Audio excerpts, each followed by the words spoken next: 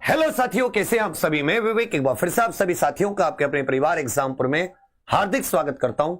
हम हैं एग्जामपुर कलम से क्रांति। तो सभी साथी पेन कॉपी लेकर बैठिएगा और बहुत अच्छे से हम लोग रोज रात 8 बजे हिंदी की क्लास होती है, बढ़िया तरीके से हम लोग इसको लेंगे। तो सभी लोग पेन कॉपी लेकर जरूर बैठना और साथ साथ क्वेश्चन नंबर लिखकर उत्तर देना। चलिए, पहला क्वेश्चन आप सभी के सामने, इनमें से कौन सा मूल दीर्घ स्वर नहीं है। इनमें से कौन सा मूल दीर्घ स्वर नहीं है और भाषा विज्ञान की दृष्टि से वो किस प्रकार का स्वर है। तो कामता प्रसाद गुरु क्या कहते हैं कि भी जो स्वर हैं वो उच्चारण काल के आधार पर देखेंगे तो दो प्रकार के हो जाते हैं। एक हो जाते हैं भाई हरस्व और एक हो जाते हैं दीर्घ। ठीक है, दीर्घ में 2 मात्रा के बराबर समय लगता है। दीर्घ में कितने मात्रा के बराबर? आप कहोगे सर 2 मात्रा के बराबर। और ये दीर्घ 2 प्रकार के होते हैं, एक संधि और एक हो जाते संयुक्त। एक क्या हो जाते? संयुक्त दीर्घ स्वर, और एक हो जाते हैं या दीर्घ संधि स्वर भी कह सकते हैं, दीर्घ संधि स्वर, और दूसरे हो जाते संयुक्त स्वर। दीर्घ संधि स्वर होते आ, बड़ी ई, बड़ा ऊ, जबकि संयुक्त स्वर हो जाते एसेड़ी ऐसेनक, ओ से उखली, औ से औरत, और ऐसे अनार, ई से इमली, उ से उल्लू, री से ऋषि, ये क्या हो जाते हरस्व। तो कौन सा मूल दीर्घ स्वर नहीं है, मतलब ये मूल दीर्घ स्वर नहीं है। इसको आप ये भी कह सकते हैं ये जितने भी हैं ये मूल दीर्घ स्वर हैं। ये क्या है? मूल दीर्घ स्वर। और ये जो ओ से उखली है ये संयुक्त संधि स्वर है। ये कैसा है? संयुक्त संधि स्वर है। इस पर ध्यान दीजिएगा। पहले का उत्तर डी आपका बिल्कुल सही है।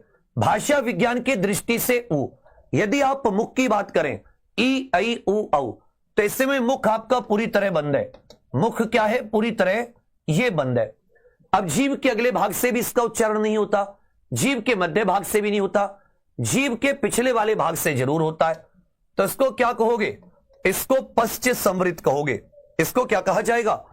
इसको पश्च संवृत कहा जाएगा। पहले का उत्तर डी, दूसरे का उत्तर डी आपका बिल्कुल सही है।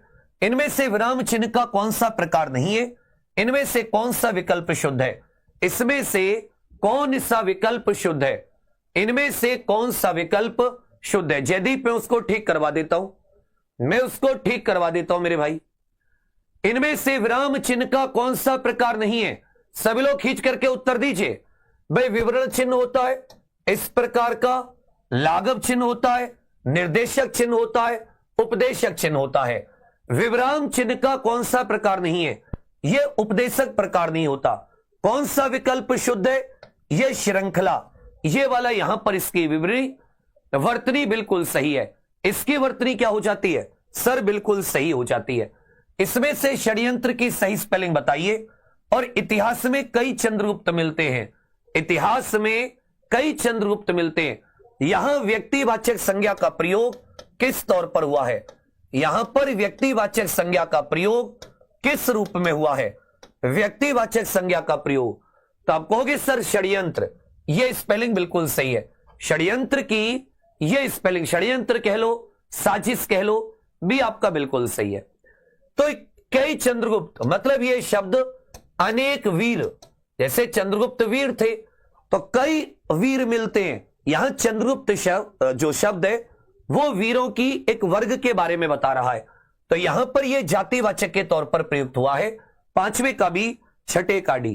पुरस्कार पाने वालों में कुछ हमारे विद्यालय के छात्र हैं। विद्यालय के छात्र, यह कैसा पदबंध है? भाई यहां पर हम लोग कैसे पहचान रहे हैं? तो आप कहोगे सर हम लोग पहचान रहे हैं कि वो सारे के सारे विद्यालय के छात्र हैं। उनकी पहचान क्या है? वो विद्यालय के छात्र हैं। तो क्या यह क्रिया है किसी काम के बारे में, किसी क्रिया की विशेषता, या यहां पर किसी की कोई खास बात बताई जा रही है, या यहां पर किसी की पहचान की जा रही है, किसी का नाम बताया जा रहा है? तो आप कहोगे सर यहां पे संज्ञा है विद्यालय के छात्र, यह संज्ञा पदबंध है। दिए गए वाक्य का पुरुष ज्ञात कीजिए। तुम कल कहां थे? तुम कल कहां थे? तो आप सामने वाले से पूछ रहे हो, श्रोता के लिए आप तुम का प्रयोग कर रहे हो कि तुम कल कहां थे, तुम कल कहां थे। इसका मतलब क्या हुआ कि यहां पर मध्यम पुरुषवाचक सर्वनाम है। यहां पर कौन सा है? मध्यम पुरुषवाचक सर्वनाम है। तुम कल कहां थे, यहां पर मध्यम पुरुषवाचक सर्वनाम है, प्रश्न संख्या 7 का ए, 8 का बी। वह दूसरों को नहीं बल्कि अपने आप को सुधार रहा है। इस वाक्य में सर्वनाम बताइए। वह दूसरों को नहीं बल्कि अपने आप को सुधार रहा है या स्वयं को सुधार रहा है। वह स्वयं को, महेंद्र जी दौड़ भाग तो कीजिए। वह दूसरों को नहीं बल्कि अपने आप को या स्वयं को सुधार रहा है, तो इसमें स्वयं के लिए क्या जाएगा? निजवाचक सर्वनाम। जहां भी अपने आप का अर्थ या स्वयं का अर्थ खुद से होता है, वहां पर क्या जाएगा? आप कहोगे भैया निजवाचक सर्वनाम आ जाएगा। इनमें से कौन सा विशेषण नहीं है? इनमें से कौन सा विशेषण नहीं है? उत्कृष्ट धातु, धृष्ट व्यक्ति, निकृष्ट कार्य। विषाद जो होता है यह भाववाचक संज्ञा है। हमारे मन का शोक यह भाववाचक संज्ञा है, यह विशेषण नहीं है। 9वें का डी, 10वें का डी। चीनी, मद्रासी, बिहारी आदि शब्द कौन से विशेषण है? यह किसी स्थान के रहने वाले लोगों के लिए प्रयुक्त किए जा रहे हैं, जैसे भारत के भारतीय। इस प्रकार ये आकार बता रहे, किसी चीज का गोल चौकोर, अवस्था बता रहे, द्रव्य ठोस, दिशा बता रहे, या ये स्थान बोधक गुणवाचक विशेषण है। तो ये किसी स्थान की बात कर रहे हैं, तो आप कहोगे सर ये स्थान बोधक गुणवाचक विशेषण है। जिन शब्दों से काम का करना या होना पाया जाता है, आपने वो शब्द देखा, आपको तुरंत समझ में आ गया कि शब्द का मतलब किसी काम से है। जैसे मैंने कहा रोना, या जैसे मैंने कहा लिखना, तो इन शब्दों से पढ़कर आपको समझ में आ रहा है ना कि यहां पर कोई काम हो रहा है, कोई क्रिया मतलब कोई गतिविधि हो रही है, कोई एक्टिविटी, कोई एक्शन हो रहा है। ऐसों को क्रिया कहते हैं। क्या कहते हैं? क्रिया। तो जिन शब्दों से काम का करना या होना पाया जाता है उन्हें क्रिया कहते हैं। जागना मूल रूप क्रिया का प्रथम प्रेरणार्थक रूप क्या है? जागना क्रिया का प्रथम प्रेरणार्थक रूप क्या है? जागना क्रिया का प्रथम प्रेरणार्थक रूप क्या है? जागना क्रिया का प्रथम प्रेरणार्थक रूप क्या है? चोर वहां दीवार के पास खड़ा था। इस वाक्य में क्रिया विशेषण का भेद बताइए। क्रिया विशेषण अव्यय के 4 भेद होते हैं, इनमें कौन सा है? तो जागना इसका प्रथम प्रेरणार्थक हो जाएगा जगाना, इसका द्वितीय प्रेरणार्थक हो जाएगा जगवाना। तो इसमें जगाना यह प्रथम प्रेरणार्थक है और जगवाना इसमें द्वितीय प्रेरणार्थक है। 13 का उत्तर ए आपका बिल्कुल सही है। वहां दीवार के पास, तो वहां मतलब किसकी बात हो रही है? स्थान की बात हो रही है। यहां, वहां, ऊपर, नीचे, अंदर, बाहर, ये सब स्थान। तो यहां पर स्थानवाचक क्रिया विशेषण, यहां पर कौन सा क्रिया विशेषण है? स्थानवाचक क्रिया विशेषण है। 13 का ए, 14 का सी।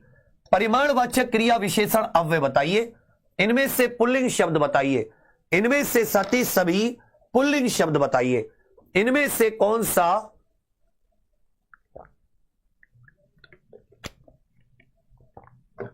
पुल्लिंग शब्द है? सरसों, सारस, मकई या मूंग।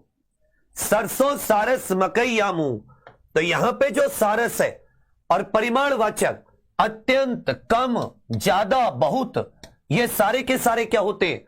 ये किसी चीज की मात्रा के बारे में बताते हैं।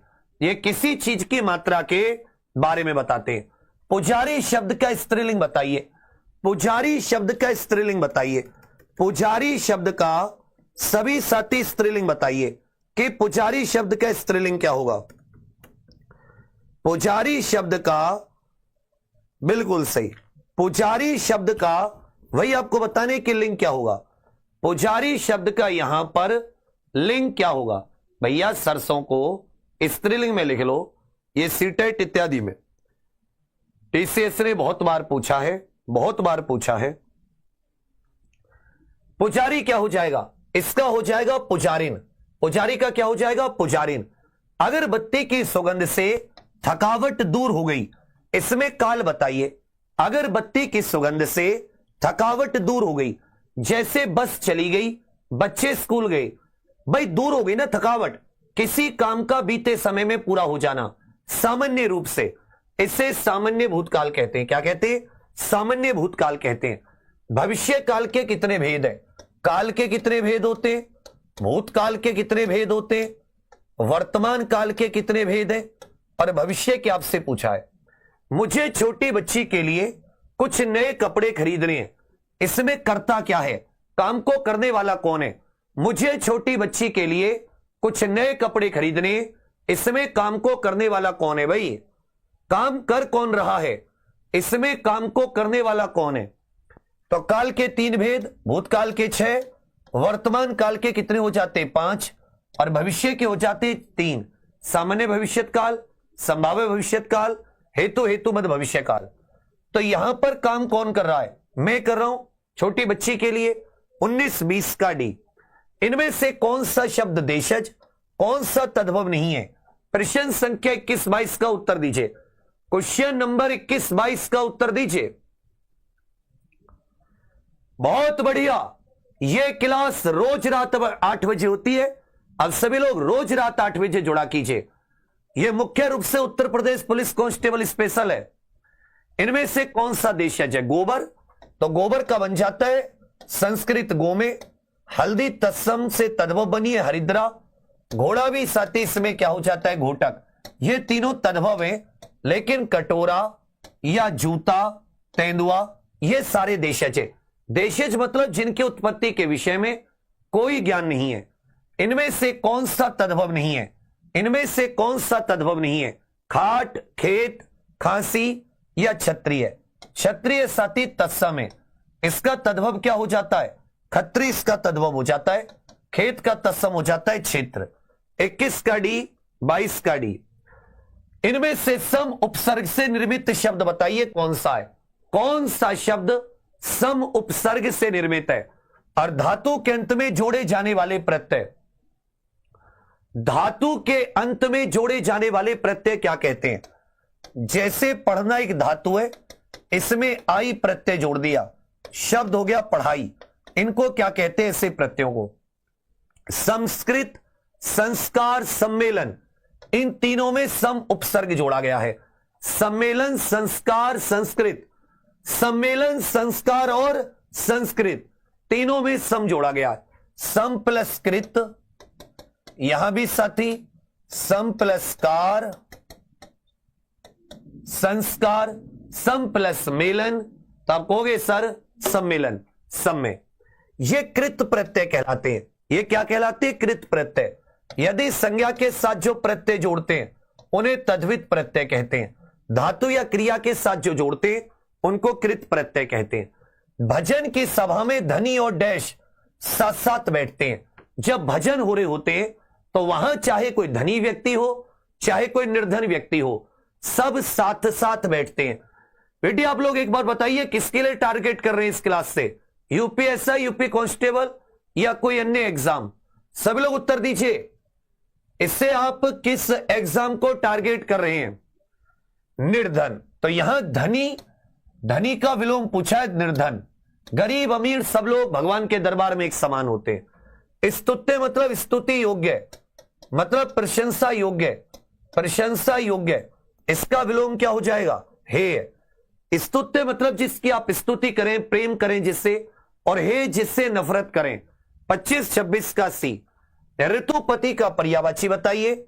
समानार्थी जोड़े का अनुपयुक्त या गलत जोड़ा चुनिए या गलत विकल्प चुनिए। हमने सही समय से शुरू कर दी है ना ये कांस्टेबल इत्यादि की क्लासेस, एसआई की तो चली रही थी। और जब ये क्लासेस यूपी कांस्टेबल की शुरू हो गई है, सुबह 6 बजे करंट, 7 बजे यूपी जी के, 8 बजे मैथ, 9 बजे रीजनिंग, 10 बजे जी के, 11 बजे हिंदी, तो अब 6 से 12 बजे उनका फायदा क्यों नहीं उठा रहे। और शाम को 8 बजे मैं फिर आ जाता हूं।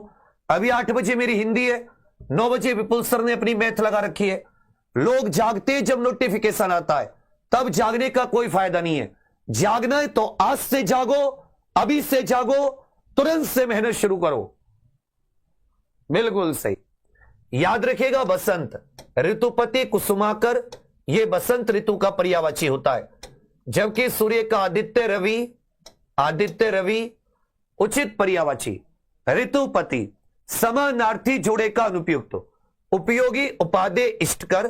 काक माने कौवा, कौवे का सारंग और मोर नहीं होता। पुष्कर, जलाशय, ताल, भूमि, मही, धरा, बाकी तीनों सही है। लेकिन बी के पर्यायवाची गलत है। कौवे का पर्यायवाची सारंग और मोर नहीं होता। 27 का ए, 28 का बी। कृति का अर्थ होता है रचना, कोई ग्रंथ, परंतु इसके समरूपी शब्द कृति का अर्थ क्या होता है? यदि ते के ऊपर बड़ी की मात्रा लगती है, ते के ऊपर बड़ी की मात्रा, कृति में ते के ऊपर छोटी की मात्रा लगी, कृति में छोटी की मात्रा लगी, तो इसका मतलब होता है ग्रंथ। जैसे रामचरितमानस गोस्वामी तुलसीदास जी की कृति है और इसी के साथ में बड़ी की मात्रा लगा दो, बड़ी की मात्रा लगा दो, चलिए, तो यहां हो जाता है रचनाकार। तो कृति शब्द का अर्थ क्या हो जाता है? अगर छोटी की मात्रा है तो याद रखिएगा कोई भी रचना, और अगर बड़ी की मात्रा हो जाती है उस रचना को रचने वाला, अर्थात रचनाकार। हिंदी में कौन से ऐसे शब्द हैं जो दो दो रूप समांतर चल रहे हैं, मतलब जिनके दोनों रूप, मतलब उसको ऐसे भी लिख देते हैं, उसको ऐसे भी लिख देते हैं। साधु, तो साधु में तो भैया छोटे उ की मात्रा होती है, और में या तो ये वाला, ये तो होता है दिशा बताने वाला, और ये होता है अन्य। जबकि समान मतलब बराबर, और सामान का मतलब होता है वस्तु। लेकिन एक शब्द गर्दन को आप ऐसे भी लिख देते हैं और गर्दन को आप ऐसे भी लिख देते हैं, ठीक है। ये 29-30 का ए, जो बाएं हाथ से सधा हुआ है, मतलब बाएं हाथ से लिखने वाला, जिसको खब्बा बोलते हैं, जो बाएं हाथ से लिखता है। सभी लोग उत्तर दीजिए कि डुबकियां सिंधु में गोताखोर लगाता है, जा जाकर खाली हाथ लौट कर आता है, मिलते नहीं मोती वही गहरे पानी में, बढ़ता दुगना विश्वास इसी हैरानी में, आखिर मुट्ठी खाली उसकी हर बार नहीं होती, कोशिश करने वालों की, मेहनत करने वालों की कभी हार नहीं होती। अब कहोगे सव्यसाची, वज्र पाणी इंद्र को कहते हैं, वीणा पाणी माता सरस्वती को कहते हैं। सव्यसाची, किसी संस्था के 25 वर्ष पूरे होने पर यह रजत जयंती मनाई जाती है। 25 वर्ष पर रजत जयंती, 50 वर्ष पर स्वर्ण जयंती, और 60 वर्ष पूरे होने पर हीरक जयंती, 100 वर्ष पूरे होने पर यह शताब्दी मनाते हैं। 31 का ए, 32 का बी। आग्नेयास्त्र का संधि विच्छेद, संधि का भेद भी बताना है। संरक्षण का संधि विच्छेद कीजिए, संरक्षण का संधि विच्छेद कीजिए। सभी साथी संरक्षण शब्द का संधि विच्छेद कीजिए, संरक्षण शब्द का संधि विच्छेद। अग्नि प्लस अस्त्र, अग्नि वाला जो अस्त्र होता है जिससे अग्नि निकलती है, दीर्घ स्वर संधि है। इसमें कौन सी संधि है? दीर्घ स्वर संधि। इनमें कौन सी संधि है? दीर्घ स्वर संधि। सम प्लस रक्षण, संरक्षण, इसमें व्यंजन संधि है। सम प्लस रक्षण, इसमें व्यंजन संधि है। 33-34 का ये। गौ प्लस चरती की संधि बताइए, परीक्षा केंद्र में कौन सा समास है? गौ प्लस चरती की संधि, और परीक्षा केंद्र में सभी साथी समास बताइए। परीक्षा केंद्र में सभी साथी समास बताइए। परीक्षा केंद्र में तो गौस चरती, ये जो विसर्ग है इसके स्थान पर आदि शय कर दो, तो शब्द क्या हो जाएगा? ये हो जाएगा गौस चरती। शब्द क्या हो जाएगा? गौस चरती। ठीक है भैया। परीक्षा के लिए केंद्र, यहां पर बीच में क्या आ जाएगा? परीक्षा के लिए केंद्र। तो जैसे को के लिए आ गया, यह संप्रदान तत्पुरुष समास है। इसमें कौन सा संप्रदान तत्पुरुष समास है? 35-36 का सी। निर्दयी में समास बताइए।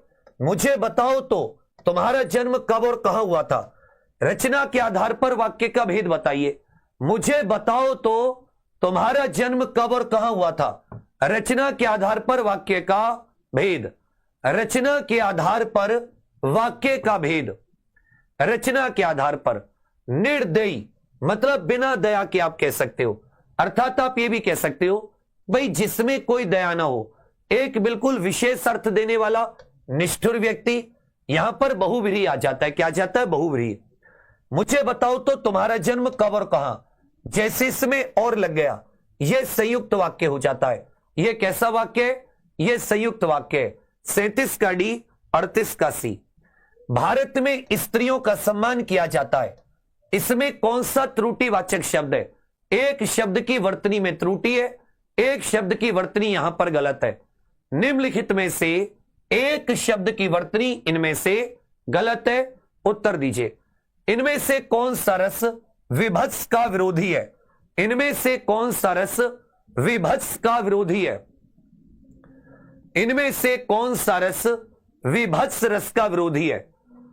किया सम्मान भारत, स्त्रियों में यहां पर छोटी की मात्रा होगी, त्रे के ऊपर छोटी की मात्रा। विभत्स में जुगुप्सा के भाव होते हैं, घृणा के भाव होते हैं। जुगुप्सा या घृणा का विपरीत भाव क्या होता है? प्रेम का। और प्रेम का भाव किस में होता है? यह श्रृंगार में होता है। प्रेम का भाव किस में होता है? यह श्रृंगार रस में होता है। 39 का बी, 40 का सी। दामनी दमक रहे ने घन माही, खल के प्रति जथा थर नाही। इन पंक्तियों में कौन सा छंद है? दामनी दमक रही घन माही, खल के प्रति जथा थर नाही। बहुत शाबाश बच्चा।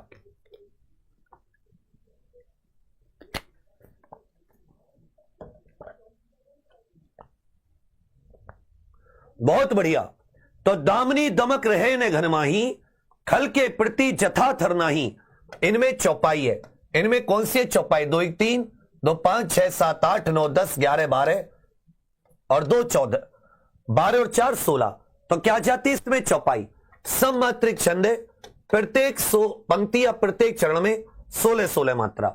आला छंद में कितनी मात्राएं होती हैं? आला छंद में कितनी मात्रा होती है? कबीरा सोई पीर है, कबीरा सोई पीर है, जय जाने पर पीर, जय पर पीर ने जानी, सो काफिर बेपीर। इन पंक्तियों में बताइए कौन सा अलंकार है? कबीरा सोई पीर है, जय जाने पर पीर, और जय पर पीर ने जानी, सो काफिर बेपीर। आला को वीर छंद भी कहते हैं। आला छंद को वीर छंद भी कहा जाता है। 31 मात्राएं। पीर का अर्थ होता है ईश्वर, सिद्ध आदमी, और पीर का अर्थ होता है दर्द, पीड़ा, कि जो दूसरों की पीड़ा जाने वही सही है। तो इसमें यमक अलंकार है। एक शब्द की अनेक बार आवृत्ति और हर बार उसका अर्थ अलग। 42 का सी, 43 का डी। यह जीवन क्या है? निर्झर है। जीवन को सीधे क्या बोल दिया?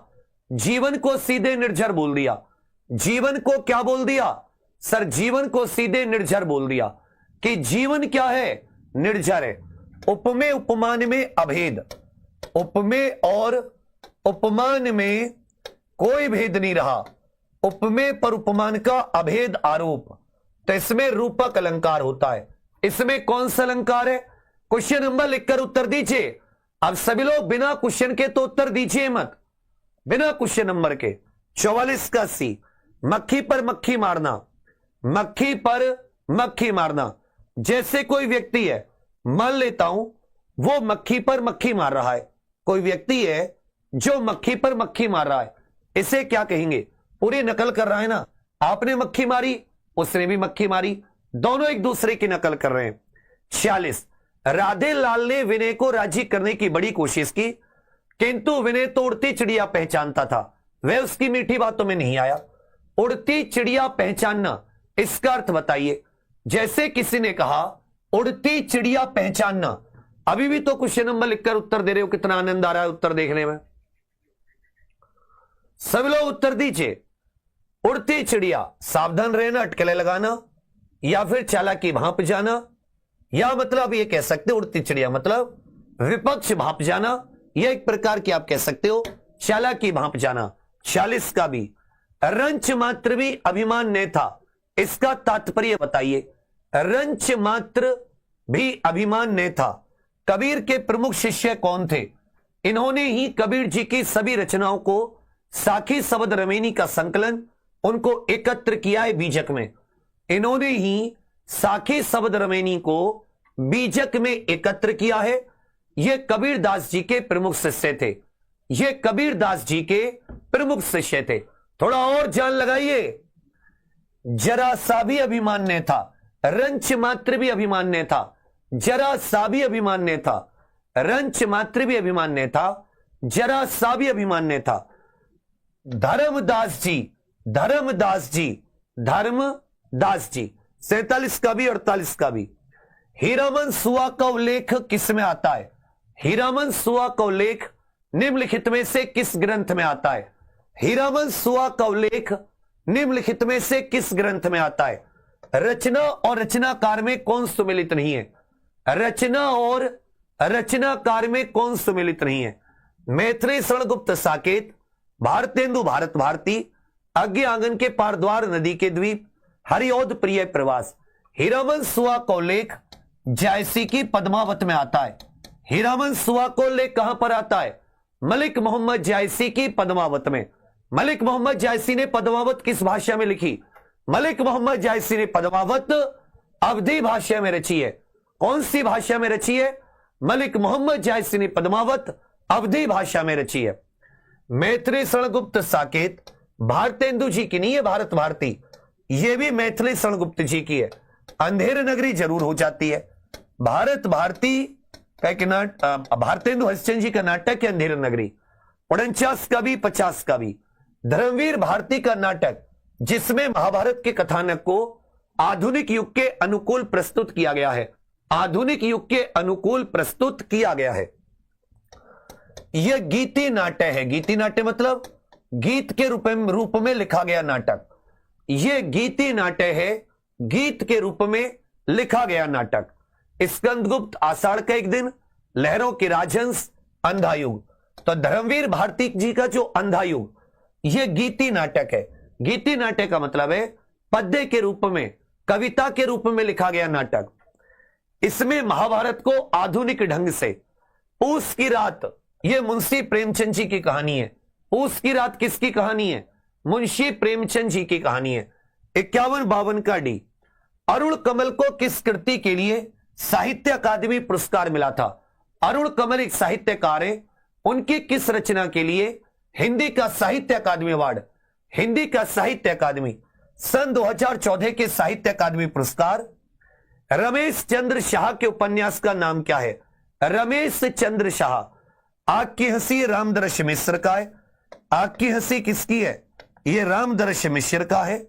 मिलजुल मन, यह मृदुला गर्ग का है। मिलजुल मन, मृदुला गर्ग। काशीनाथ सिंह का क्या हो जाता है? रेहन पर रघु। काशीनाथ सिंह का क्या है? रेहन पर रघु। अरुण कमल का हो जाता है नए इलाके में। अरुण कमल का क्या हो जाता है? नए इलाके में। किस साप्ताहिक का संपादन गांधी जी ने किया था? किस साप्ताहिक पत्रिका समाचार पत्र का संपादन गांधी जी के द्वारा किया गया है? इनमें से किसका संपादन गांधी जी के द्वारा किया गया है? कि नन्ही चींटी जब दाना लेकर चलती है, चढ़ती दीवारों पर 100 बार फिसलती है। मन का विश्वास रगों में साहस भरता है। गिरकर चढ़ना, चढ़कर गिरना ने अखरता है। आखिर मेहनत उसकी बेकार नहीं होती। कोशिश करने वालों की, मेहनत करने वालों की कभी हार नहीं होती। हिंदी नवजीवन। हिंदी नवजीवन।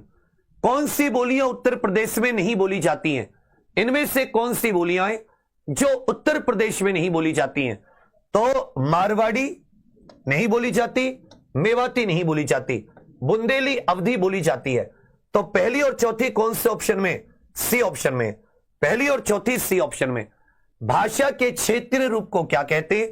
हिंदी भाषा का आरंभ कब से माना जाता है? हिंदी भाषा का आरंभ, चाहे वो प्राचीन पुरानी हिंदी की बात करें, प्राचीन पुरानी हिंदी,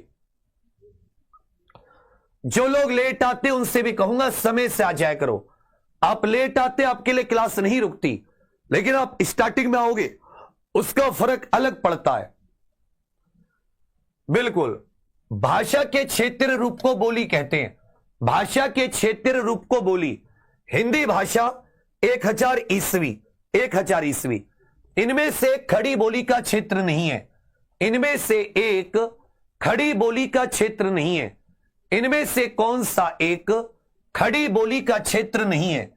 इनमें से कौन सा एक खड़ी बोली का क्षेत्र नहीं है?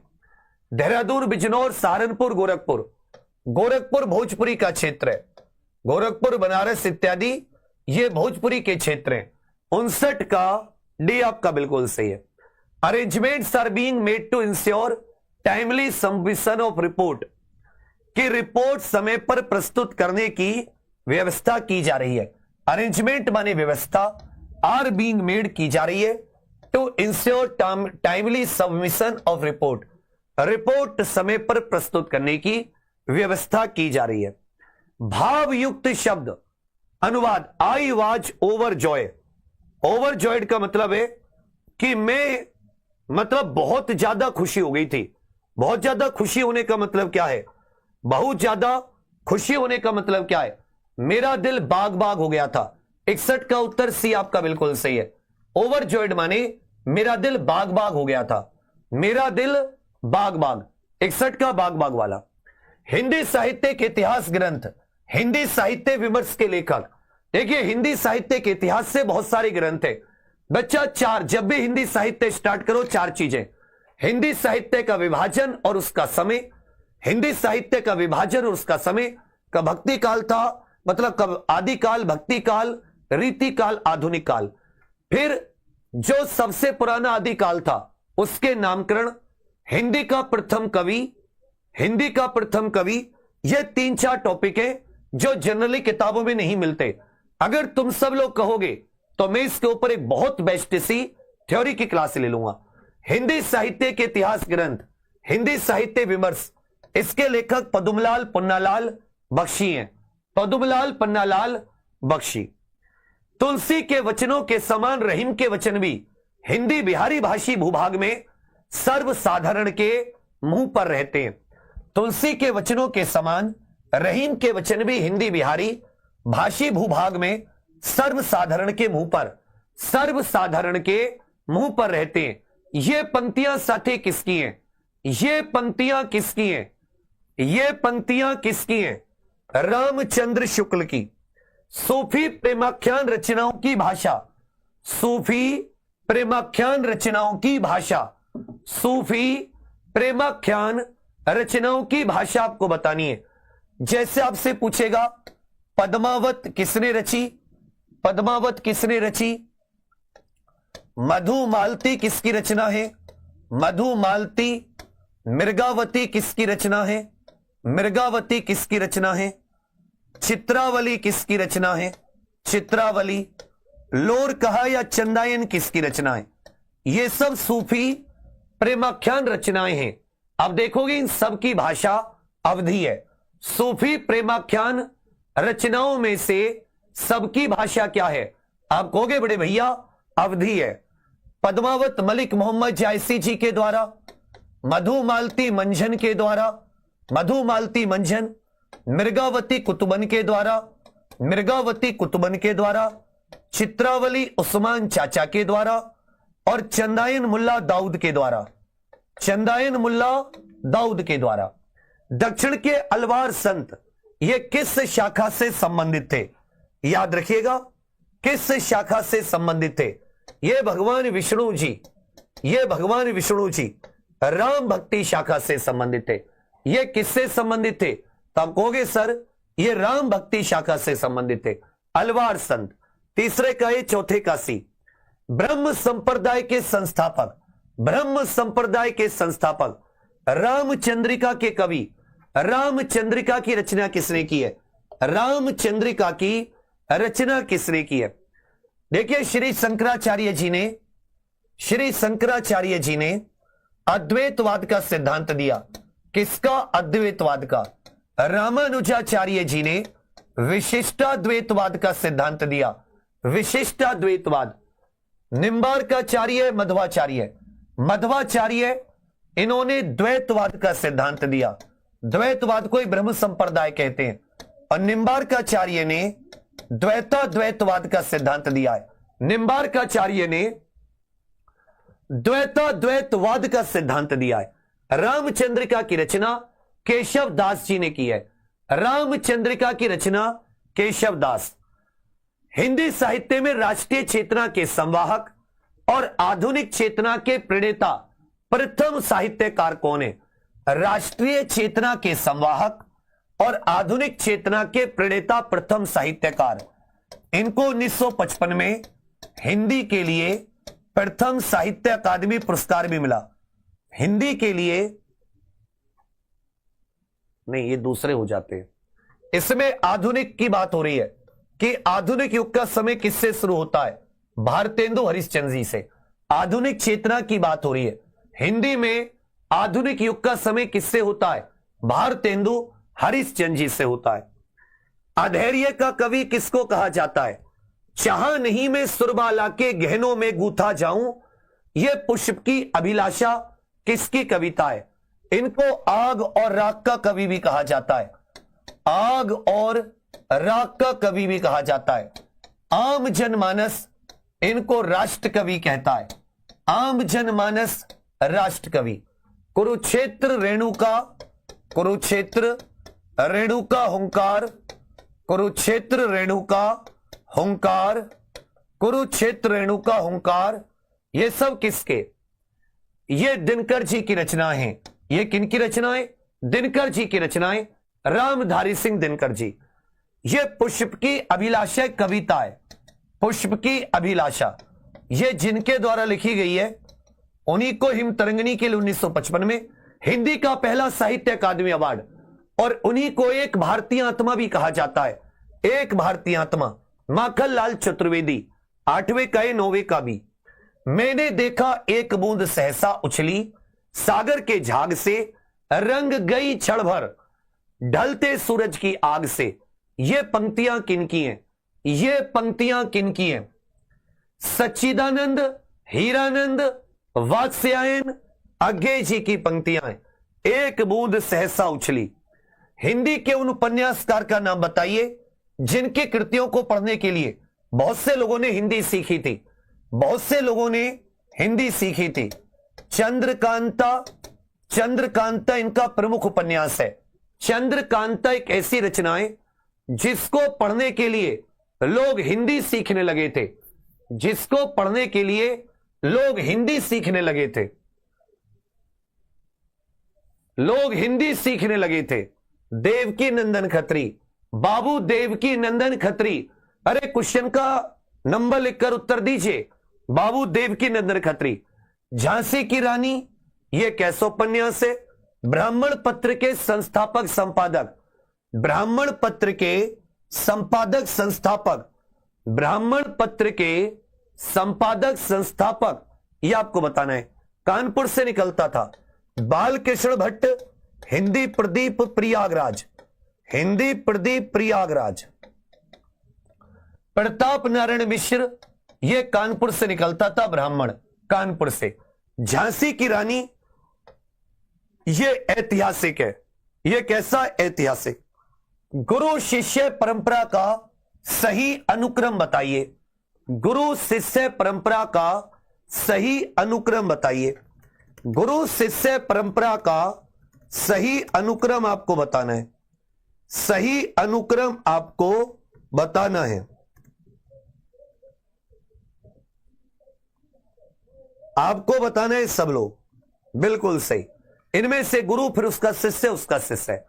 देखिए, सिकंदर के गुरु हुए अरस्तु, अरस्तु के गुरु हुए प्लेटो। यही सिंपल है। सिकंदर के गुरु अरस्तु, अरस्तु के प्लेटो। हाथ पैर का कांपना, स्तंभ, रोमांच, मुख वैवण्य, स्वर परिवर्तन इत्यादि किस रस के अनुभाव है? हाथ पैर आपके कब कांपेंगे? कब आप बिल्कुल खंबा बन के खड़े हो जाओगे, मुख का रंग उड़ जाएगा, और स्वर किरण ऐसे बोलोगे। ये पूछा है, तो ये किसकी बात हो रही है? व्यभिचारी भावों की। ये कौन सी? व्यभिचारी या संचारी भाव? व्यभिचारी या संचारी भाव कितने होते हैं? 33 होते हैं। व्यभिचारी या संचारी भाव कितने होते हैं? 33। ये सब भयानक रस में होता है।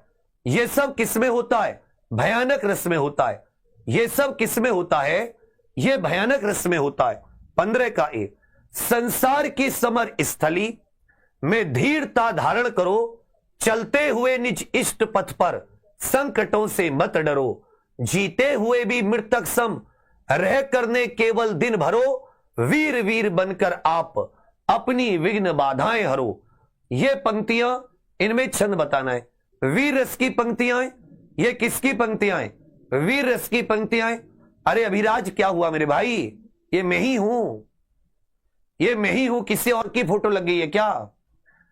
तो यहां पर याद रखिएगा, हरि गीति का छंद है। इसके प्रत्येक पंक्ति में 28 28 28 28 और याद रखिएगा 16 12 पर यति होती है, 16 12 पर यति, 1 2 2 4 5 2 7 8 9 10 11 12, मतलब इसमें 13 14 15 16, ये इसमें अगर आप पूरा देखोगे तो 16 12 पर क्या होती है, यति होती है। 2 1 3 2 5 6 7 8 9 10 2 12 13 14 15 2 17 16 आएंगे इसमें। 2 1 3 2 5 1 6 7 8 9 10 10 2 12 1 13 14 15, फिर आ जाता है 2 1 3 4 2 6 2 8 तो 10 2 12, इसमें 16 12 16 12 का आएगा। संसार की समर स्थली वीर रस, हरि गीति का छंद बनेगा। पड़ी थी बिजली सी विकराल, लपेटे थे घन जैसे बाल। इन पंक्तियों में अलंकार बताइए, ये तो तुरंत पहचान लोगे, सासी आ जाए तुरंत तुरंत बता दोगे।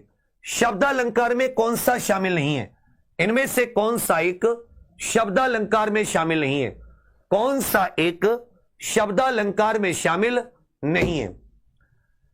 तो जैसे ही पड़ी थी बिजली से विकराल, लपेटे थे घन जैसे बाल, इनमें उपमा अलंकार है। इनमें कैसा अलंकार है, उपमा अलंकार है, सासी आ गया। शब्दालंकार कौन सा नहीं है, उपमा, ये अर्थालंकार है। ये कौन सा अलंकार है, आप कहोगे सर ये अर्थालंकार है। 17 का या 18 का डी, रघुवर जस प्रताप के आगे, चंद मंद रवि ताप ही त्यागे। इसमें बताइए, इसमें उपमेय को उपमान से बढ़ा चढ़ाकर बताया गया है। उपमेय से उपमान को इसमें बढ़ा चढ़ाकर बताया गया है कि सफलता एक चुनौती है, स्वीकार करो, क्या कमी रह गई देखो और सुधार करो। जब तक ने सफल हो नींद चैन को त्यागो तुम, संघर्ष का मैदान छोड़ मत भागो तुम। कुछ किए बिना ही जय जयकार नहीं होती, कोशिश करने वालों की, मेहनत करने वालों की कभी हार नहीं होती। अरे सुल्तान कर दे चढ़ाई। याद रखिएगा, इसमें व्यतिरेक अलंकार है कि रघुवर जस प्रताप के आगे, रघुवर जस प्रताप के आगे, चंद मंद रवि ताप ही त्यागे। तो भगवान श्री राम जी का जो प्रताप है उसके आगे चांद मंदा हो गया, रवि का ताप चला गया। यह व्यतिरेक अलंकार है। नागरी लिपि को और किस नाम से जाना जाता है, जो नागरी लिपि है और उसे किस नाम से जाना जाता है। वागड़ी बोली को निम्नलिखित में से सर्वाधिक प्रभावित करने वाली भाषा, सर्वाधिक प्रभावित करने वाली भाषा, सर्वाधिक प्रभावित करने वाली भाषा के बारे में आपको बताना है। नागरी को नंदी नागरी भी कहा जाता है, नागरी को नंदी नागरी भी कहा जाता है। और वागड़ी को प्रभावित करने वाली सबसे अधिक है गुजराती, सबसे अधिक है गुजराती। उत्तर प्रदेश सरकार द्वारा गठित लिपि सुधार परिषद की नवंबर 1953 को हुई बैठक की अध्यक्षता किसने की थी। यूपी सरकार की 1953 में एक बैठक हुई, यूपी सरकार द्वारा गठित लिपि सुधार समिति। कब, 1953 में। 1953 में इसकी बैठक उपराष्ट्रपति डॉक्टर सर्वपल्ली राधाकृष्णन जी के द्वारा की गई। इसकी बैठक किसके द्वारा की गई, उपराष्ट्रपति डॉक्टर सर्वपल्ली राधाकृष्णन जी के द्वारा। इनमें से कौन सी अघोष ध्वनि है, किसी भी वर्ग की पहली दूसरी अघोष होती है। जिन ध्वनियों के संयोग से शब्दों का निर्माण होता है, जो ध्वनियां मिलकर शब्दों का निर्माण करती हैं, उनको क्या कहा जाता है। जो ध्वनियां मिलकर शब्दों का निर्माण करती हैं, जो ध्वनियां मिलकर शब्दों का निर्माण करती हैं, उनको क्या कहा जाता है। तो यहां पर देखो, पहला दूसरा कौन सा हो जाता है, पैफ है, ये पहले दूसरे, ये अघोष है। जबकि जो ध्वनियां मिलकर शब्दों का निर्माण करती हैं, उनको स्वेनिम कहा जाता है। 23 का सी 24 का डी। शिखा ने कहा कि वह कल एक नाटक देखने जा रही है, यह किस प्रकार का आश्रित उपवाक्य है। शिखा ने कहा कि वह कल एक नाटक देखने जा रही है, तो यह मिश्र वाक्य है। मिश्र वाक्य में अगर किया गया, यह संज्ञा आश्रित उपवाक्य है। यह कैसा है, संज्ञा आश्रित उपवाक्य है। रात में देर तक बारिश होती रही, रात में देर तक बारिश होती रही। उनकी आर्थिक स्थिति बिगड़ गई, इसमें बताइए। देर तक मतलब कालवाचक क्रिया विशेषण, बारिश होती रही है क्रिया है, और इस क्रिया की विशेषता क्या है? कालवाचक क्रिया विशेषण। कालवाचक क्रिया विशेषण, यहां पे कालवाचक क्रिया विशेषण है। उनकी आर्थिक स्थिति बिगड़ गई, इसमें विशेषण बताइए, विशेषता बताने वाला शब्द। इनमें से साथी स्थिति कैसी? सर राजनीतिक, सामाजिक या आर्थिक? आर्थिक। तो ये यहां पर विशेषण है। 26 का ए, 27 का सी। उसने कविता पढ़ी होगी, काल बताइए। किस वाक्य में विधेय विशेषण है? किस वाक्य में विधेय विशेषण है? किस वाक्य में विधेय विशेषण? मतलब इसमें संज्ञा पहले, विशेषण शब्द बाद में। संज्ञा पहले, विशेषण शब्द बाद में। तो पढ़ी होगी बीते समय में क्रिया के होने पर शक। मैंने गाया होगा, खाया होगा। उसने कविता पढ़ी होगी, यह बीते समय में क्रिया के होने पर संदेह। बढ़िया काम, पके फल, नीली छतरी, आलीशान घर। यहां पे घर विशेष से पहले, ठीक है भैया, और विशेषण शब्द बाद में। तो जिसमें संज्ञा पहले विशेषण बाद में, इस प्रयोग को विधेय विशेषण कहते हैं। इसे क्या कहते हैं? विधेय विशेषण कहते हैं। निम्नलिखित में से पुल्लिंग शब्द नहीं है, इनमें से स्त्रीलिंग शब्द बताइए। निम्नलिखित में से पुल्लिंग शब्द नहीं है, इनमें से स्त्रीलिंग शब्द बताइए। निम्नलिखित में से पुल्लिंग शब्द नहीं है, इनमें से स्त्रीलिंग शब्द बताइए। रत्न, मोती, नकल, बचपन। रत्न, मोती, नकल, बचपन। रत्न मिल गया, नकल हो रही है, मोती मिल गया, बचपन बीत गया। तो जो नकल शब्द है यह पुल्लिंग ना होकर क्या है? स्त्रीलिंग। नकल शब्द क्या है? यह स्त्रीलिंग है। स्त्रीलिंग शब्द बताइए। धुआं, भत्ता, धावा, संध्या हो गई। तो जो शाम है, जो संध्या है, वो स्त्रीलिंग शब्द है। जो शाम या संध्या है उसको स्त्रीलिंग है। मुनीश का संधि विच्छेद कीजिए और पय धर का संधि। मुनीश में संधि विच्छेद बताइए और पया धर की संधि कीजिए। मुनीश में संधि विच्छेद और पया धर में संधि कीजिए। मुनि प्लस ईश, मुनि प्लस ईश, इसमें दीर्घ स्वर संधि है। इसमें कौन सी संधि है? दीर्घ स्वर संधि है। और पया प्लस धर, यह क्या हो जाता है? पयोधर। पया प्लस धर, यह पयोधर। 32 का बी, 33 का डी। तिरंगा में बताइए कौन सा समास है? तिरंगा शब्द में कौन सा समास है? तिरंगा शब्द में कौन सा समास है?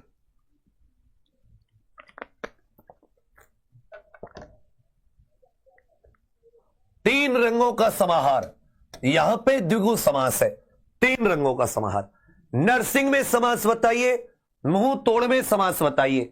नरसिंह में समास बताइए, मुंह तोड़।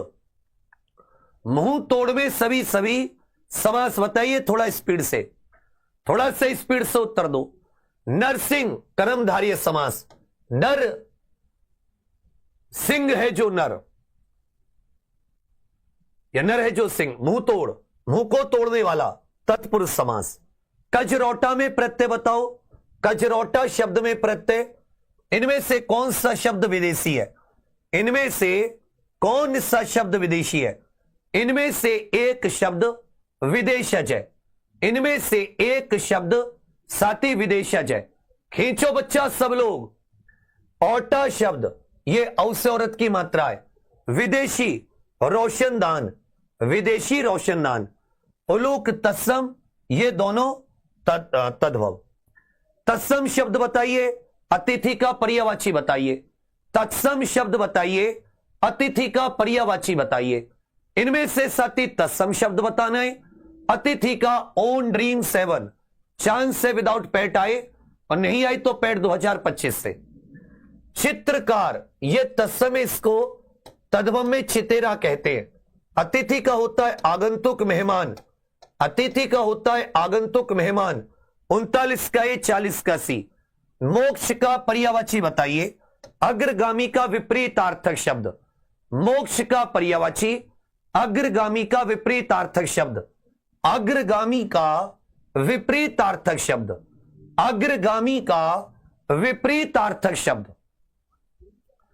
मोक्ष का पर्यायवाची हो जाता है निर्वाण।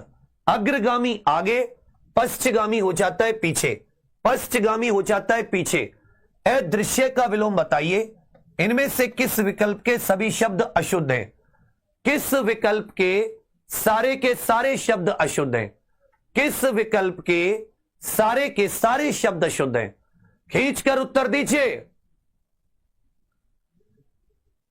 बिल्कुल सही, अदृश्य का विलोम हो जाता है दृश्य, और सदुपदेश निष्कपटी, इसमें ये ठीक है, ये गलत, निष्कपट होना चाहिए था। तदुपरांत प्रकृति, दोनों सही है। निरपराध, ये सही है, पत्नी गलत है। निर्नुनासिक प्रतीक्षा, तो कौन सा? सदुपदेश। ये निरपराधी होता तो सही, तो गलत होता। तो इसमें सी वाले में निरपराधी कर दीजिए। सी वाले में क्या कर दीजिए? निरपराधी। निरपराध तो सही है। दोनों सारे के सारे मतलब दोनों शुद्ध होने चाहिए थे। शुद्ध वर्तनी वाला शब्द बताइए, और शुद्ध वाक्य, शुद्ध वाक्य, इसमें एक में शुद्ध वर्तनी, एक में शुद्ध वाक्य। धनाढ़, तो इसमें साथी ये वाला ढे आएगा। निवृत्ति, मध्याह्न है छोटा, है आधा। प्रज्वलित, ये स्पेलिंग बिल्कुल सही है, प्रज्वलित। 3 कुर्सियां खरीदी, मेरे भाई की शादी, मेरे भाई की शादी के लिए अनेक प्रस्ताव आए। दादी के प्राण निकल गए। 4 आदमियों के लिए खाना बना दो। तो यहां पर ये तीनों गलत है, ए वाला बिल्कुल सही है। साफ इंकार करना मुहावरा बताइए। आस टूट गई हो जिसकी, इसके लिए शब्द बताइए। आस टूट गई हो जिसकी। यह क्लास रोज कितने बजे होती है? यह क्लास रोज कितने बजे होती है? यह क्लास रोज 8 बजे होती है। तो आप सभी लोग कल से कितने बजे आओगे? कमेंट्स में लिख दो। साफ इंकार करना, टकासा जवाब देना। और आस टूट गई हो जिसकी, उसको हताश कहते हैं। सज्जन की बुराई से अपना ही अपमान होता है। सज्जन की बुराई से अपना ही अपमान होता है। इस भाव की अभिव्यक्ति के लिए लोकोक्ति बताइए। इस भाव की अभिव्यक्ति के लिए लोकोक्ति बताइए। इस भाव की अभिव्यक्ति के लिए लोकोक्ति बताइए। चांद का थूका मुंह पर गिरा, सिर मढ़ना और पत्रकारिता में समाचार विवरण को क्या कहते हैं? जबरदस्ती आरोप लगाना। ये एक 60 क्वेश्चन का सेट था, एक 60 क्वेश्चन का सेट था, एक 50 का। दोनों में अपना स्कोर बताइए। जो भी यूपी पुलिस कांस्टेबल, यूपीएसआई या बिहार की किसी भर्ती या एसएससी की किसी भर्ती, दिल्ली पुलिस जीडी या एमटीएस, सीजीएल, सीएचएसएल या कोई अन्य एग्जाम देना चाहते हैं, तो साथ ही आप सभी के लिए एग्जाम पर ऑफिशियल एप्लीकेशन पर यह हमारा परिवर्तन बैच लॉन्च किया हुआ है, जिसकी फाउंडेशन क्लासेस 18 तारीख से, मेन क्लासेस 1 अप्रैल से। आगे आप लेखपाल या पेट भी देंगे, आपको बार बार भटकने की जरूरत नहीं है। नहीं तो फिर आप अलग अलग के लिए 499 लेते हैं। इसमें एक के लिए आप लेकर अपनी तैयारी आरंभ कर सकते हैं। अभी ये लाइफ टाइम वैलिडिटी कुछ हजार बच्चों के लिए थी। अभी भी जाकर आप एग्जाम पर ऑफिशियल एप्लीकेशन पर इससे जुड़ जाइए। इसे इग्नोर मत कीजिए मेरी बात को। अब किसी ना किसी के लिए थ्योरी जरूर पढ़ेंगे। इसमें प्योर थ्योरी, हर क्लास की प्रैक्टिस, डीपीपी, बहुत क्रम से क्लासेस, पूरा पेपर आप सटीक मिल जाएगा। बिना थ्योरी के केवल क्वेश्चन से, आप ऐसे बहुत से होते हैं वो सोचते हैं बिना थ्योरी के बड़ा मुश्किल है। बाकी आप सभी लोग समझदार हैं, परंतु इसका लाभ उठाइए। ये आप ही की फीस बचाने के लिए था कि कम से कम आप पर लोड ना पड़े किसी तरीके का। तो बाकी आप सभी के लिए बहुत सारी शुभकामनाएं। कोशिश करिए कि आप परिवर्तन से जुड़ पाए, ठीक है। अभी 9 बजे यूपी कांस्टेबल के लिए अपने विपुल सर मैथ की क्लास लेंगे। मेरी तरफ से जाके सर को जय हिंद जरूर बोल देना। बाकी one of the best team है, आप कहीं भी तुलना कर लीजिएगा, जो बिल्कुल क्रम से सुबह से शाम तक लगे रहते हैं। आपको समझ में आ जाएगी किस जगह से पढ़ना चाहिए। पेपर में फंसता है, पेपर भी लड़ता है। थैंक यू, धन्यवाद, जय हिंद।